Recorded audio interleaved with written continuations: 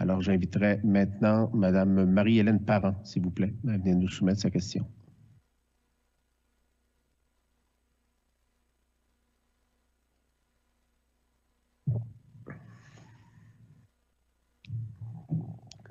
Bonjour, Mme Parent. Bonjour, je me présente. Je représente Non au pétrole et au gaz au Québec. Nous avons initié la pétition contre les gaz de schiste en 2011 et déposée à l'Assemblée nationale. Nous avons aussi initié la pétition contre l'exploitation et l'exploration des hydrocarbures sur Anticosti, déposée en 2013 avec une résolution du gouvernement en 2017. J'ai une question plutôt d'ordre général sur la faune. Dans l'éventualité où vos activités généreraient un impact négatif sur la faune, voire même peut-être une ou des extinctions d'espèces, quelles seront vos actions pour rétablir ces espèces, dont certaines uniques au Saguenay? Je pense au requin du Groenland qui est dans le fjord du Saguenay.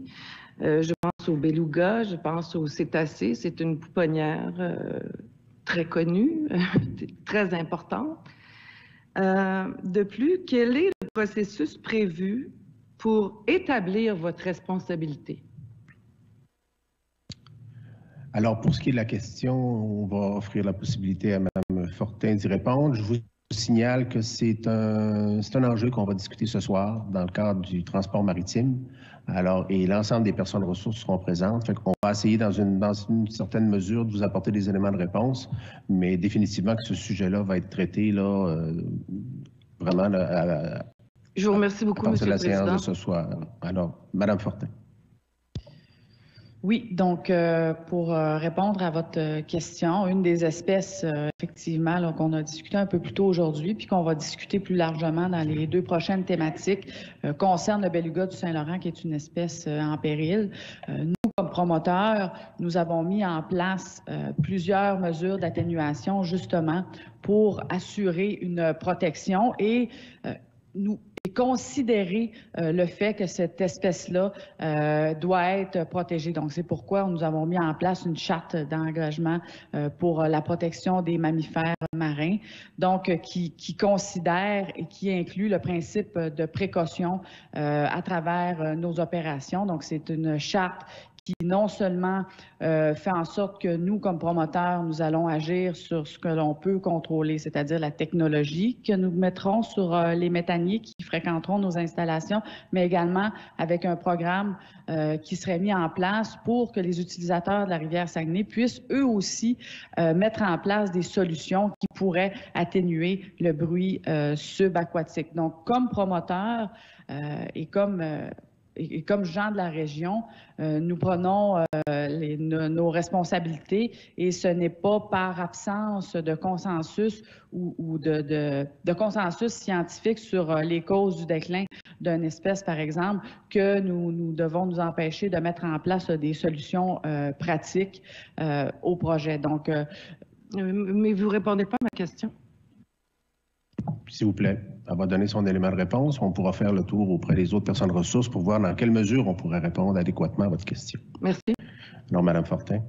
Oui, donc ce que je répondais, puis je comprends là. En fait, ce que j'étais en train de dire, c'est que nous, comme promoteurs, nous considérons à la base qu'il y a des espèces qui sont en voie de disparition ou à protéger, comme le beluga. Donc, c'est pourquoi nous mettons en place des mesures comme notre charte d'engagement. Donc, comme responsabilité que le promoteur prend, c'est de mettre dès le départ des mesures pour protéger les espèces en péril.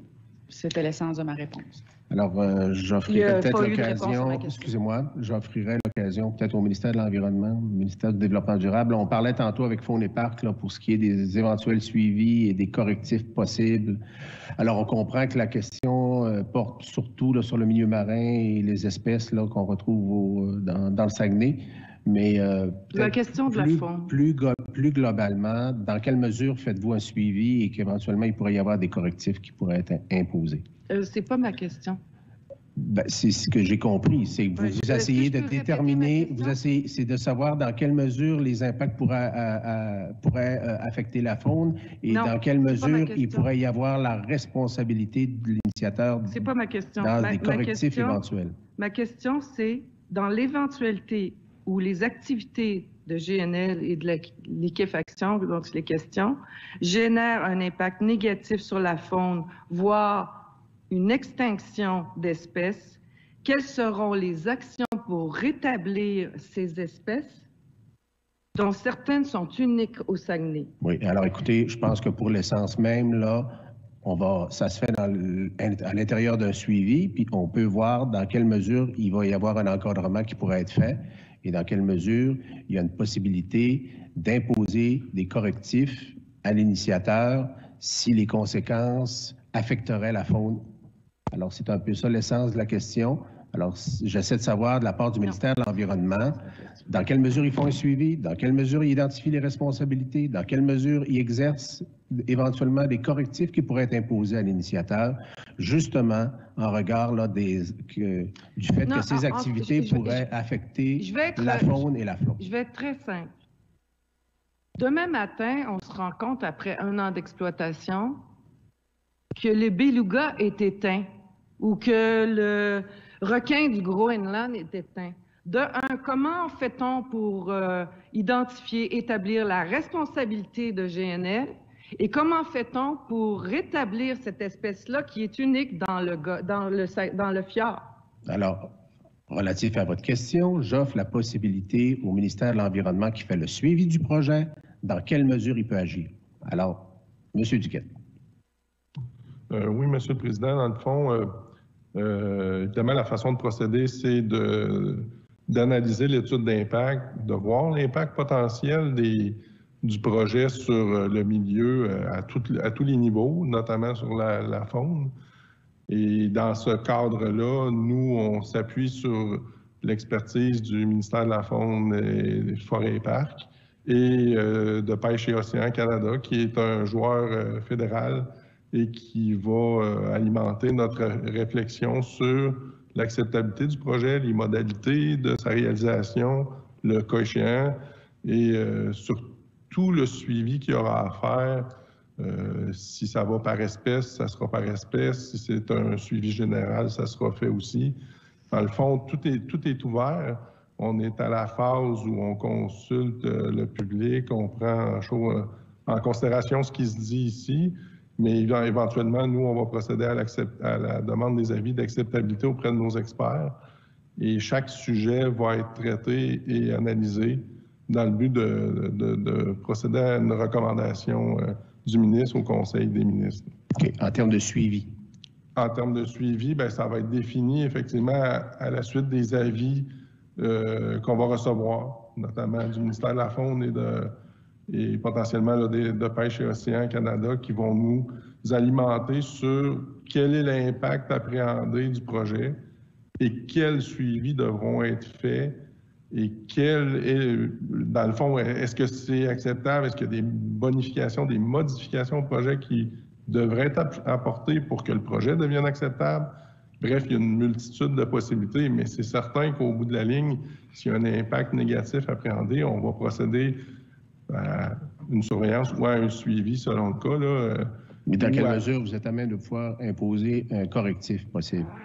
S'il y a un constat que ça affecte le beluga ou que ça affecte... Mais c'est certain que toutes les atteintes à l'environnement sont passibles de répréhension, je dirais. Là. Dès qu'il y a une atteinte à l'environnement, la loi le prévoit là, que le ministère peut intervenir son champ. Est-ce que dans la mesure où... Alors, je vous remercie de votre question, madame, oui, parce qu'on pose la question ici au président de la commission. On a des éléments de réponse ici qui vous ont déjà été donnés. Je vous avise que Pêche et Océan Canada seront avec nous vendredi et nous allons les interpeller là-dessus. Alors, à la limite, je vous inviterai peut-être à venir participer à notre audience vendredi. Parce qu'on n'a pas du tout répondu à ma question. Absolument pas. Là, on a quand même un représentant du ministère de l'Environnement qui n'a pas répondu à ma question. Oui. Qu'est-ce qui arrive quand il y a une extinction d'espèces, là? Écoutez, Qu'est-ce qui arrive? C'est quoi votre plan?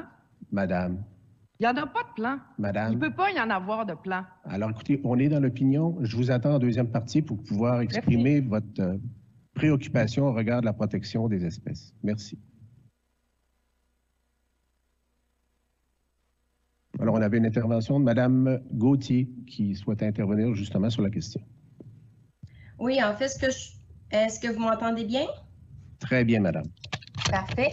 Donc, ce que je peux ajouter là-dessus, c'est qu'en termes de rétablissement, il y a une question de compétence à considérer. C'est que le ministère des Forêts et des Parcs va être responsable de certaines espèces qui relèvent de notre compétence, donc de compétence provinciale. Et tout ce qui est des espèces marines, donc les espèces d'eau salée, par exemple, comme le requin qu'on a mentionné tout à l'heure, relève du gouvernement fédéral. Donc, c'est eux qui vont devoir faire les plans pour rétablir les espèces, qu'on parle de programme de rétablissement. Donc, nous, au niveau du ministère de la Faune et des Parcs, on a la compétence sur les espèces terrestres, sur les espèces anadromes et catadromes, donc sur les espèces d'eau douce et également sur les espèces qui vont voyager entre l'eau salée et l'eau douce. Et on peut mettre en place, avant même de se rendre compte que l'espèce est complètement éteinte, on a quand même des suivis qui vont nous permettre, par exemple, au niveau des espèces terrestres, de voir que l'espèce décline de plus en plus et d'essayer de faire en sorte de mettre en place le plus possible de mesures de protection des espèces en amont avant d'éviter complètement qu'il y ait une extinction totale. Par exemple, on a juste à penser aux chauves-souris. Donc, ces plans de rétablissement-là sont faits par des équipes multidisciplinaires qui sont composées de plein de personnes associées dans les ministères, également à l'extérieur des ministères. Et c'est un élément supplémentaire qui peut éviter ou du moins essayer de contribuer le plus possible à faire en sorte que les espèces ne s'éteignent pas sur le territoire. Peut-être comme un élément complémentaire d'information, Mme Gauthier, est-ce que vous êtes à même de pouvoir imposer éventuellement des correctifs lorsqu'il y a des constats qui affectent la faune? Ça va dépendre des menaces qui sont, en fait, les menaces aux espèces en situation précaire au Québec sont très, très, très variées. Donc, pour certaines menaces, on va avoir plus de possibilités de réglementer parce qu'elles relèvent de notre compétence, alors que pour d'autres, c'est beaucoup plus difficile. Donc, par exemple, le transport maritime relève d'Environnement Canada, du gouvernement fédéral, c'est-à-dire. Donc, c'est plus difficile de réglementer là-dessus. Par contre, on a des outils qui vont nous permettre de réglementer, par exemple, un habitat faunique qui serait légalement désigné en fonction de la loi sur la conservation et la mise en valeur de la faune. On a à ce moment-là des autorisations qu'on peut donner sur certains projets qui nous permettraient, oui, de réaliser un projet, mais selon certaines normes sous demande de permis préalablement. Donc, on a certains outils qui vont nous permettre, oui, de protéger les espèces, tout dépendant des menaces qui sont sur le territoire.